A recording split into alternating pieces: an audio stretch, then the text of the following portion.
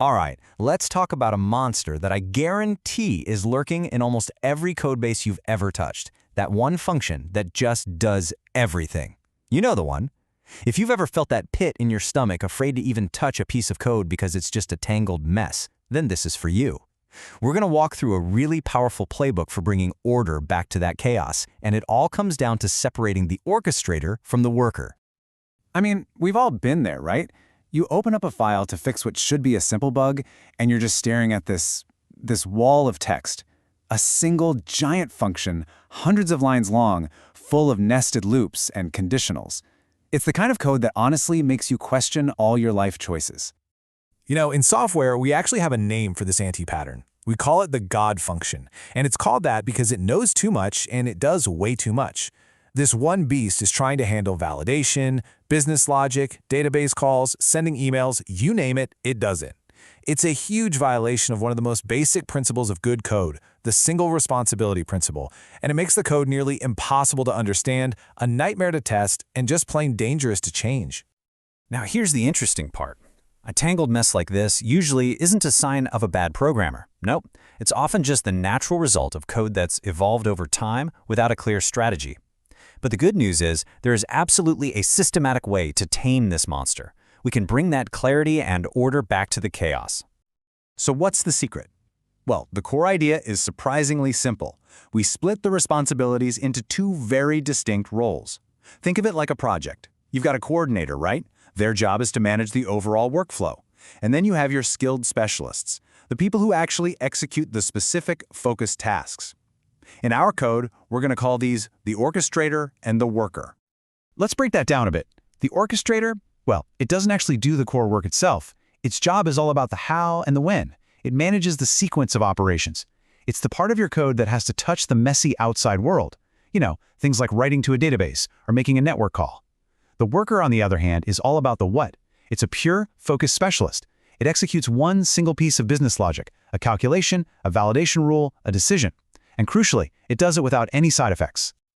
And listen, this isn't some new, trendy idea we just came up with. This brilliant quote from computer science pioneer David Parnas just nails it. He called this information hiding. The whole goal is to take the parts of your code that are most likely to change, you know, your business rules, your policies, and hide them away inside a worker. That way, when the business comes to you and needs a change, you only have to update one small, isolated function, not the entire tangled workflow. This separation gives us a really powerful architectural pattern. The orchestrator becomes what we call the imperative shell. Think of it as the tough outer layer that deals with all the messy details of the outside world. The only reason it should ever change is if the workflow itself changes, like if you add a new step or decide to switch from one database to another. The worker is the functional core. It's the protected, pure business logic right at the center. It only changes when a business rule changes. That separation right there, that's the key to building resilient software. Okay, so the theory is great, right? How do we actually do this? How do we take that terrifying God function and start breaking it down? Well, lucky for us, there's a repeatable step-by-step playbook you can follow every single time.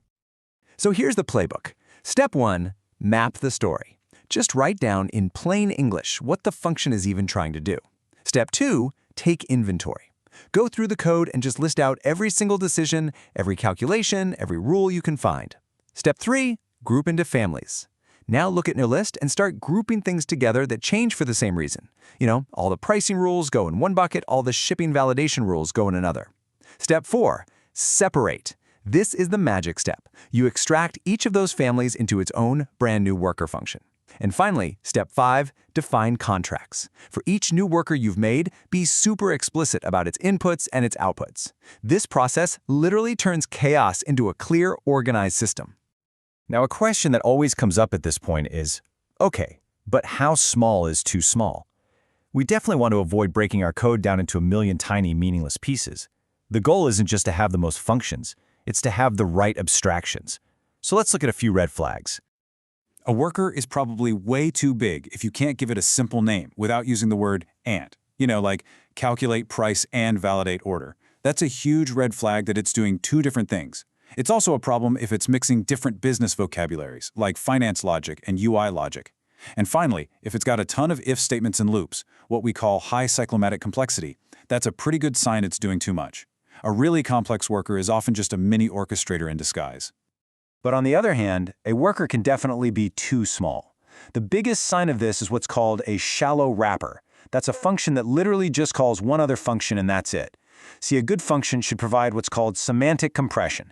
It takes a complex idea and gives it a simple, meaningful name. If your function doesn't hide complexity or make the intent clearer, it's probably just adding noise.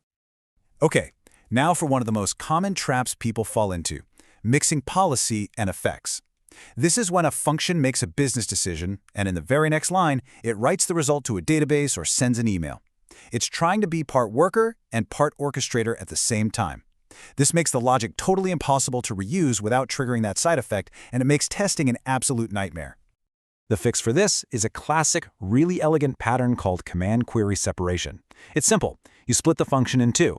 The query is a pure worker function. All it does is answer a question. It takes some inputs and returns a decision. That's it. The command is the orchestrator's job. It takes that decision from the query, and then it performs the action.